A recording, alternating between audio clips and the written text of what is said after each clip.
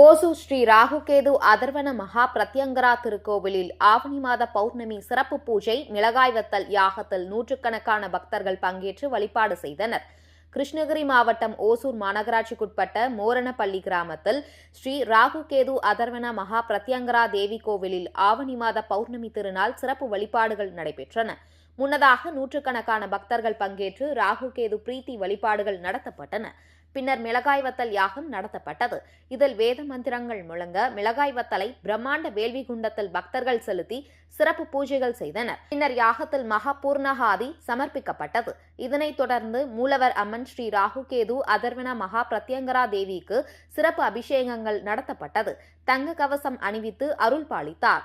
தொடர்ந்து அம்மனுக்கு பஞ்சமுக தீப மங்கள ஆர்த்தி நடைபெற்றது. பின்னர் இந்த திருக்கோவிலில் தனி சந்நிதிகள் கொண்டு அருள் பாலித்து வரும் ஸ்ரீ மகா காலபைரவர் மற்றும் ஸ்ரீ ராகு, ஸ்ரீ கேது பகவான் மூலவர்களுக்கு சிறப்பு அபிஷேக ஆராதனைகள் நடைபெற்றது. பூஜைகளும் நடைபெற்றது. இந்த வழிபாட்டில் நூற்றுக்கணக்கான பக்தர்கள் தமிழ்நாட்டில் இருந்து மட்டுமில்லாது ஆந்திரா, கர்நாடகா உள்ளிட்ட அண்டை மாநிலங்களில் இருந்தும் பங்கேற்று வழிபட்டனர்.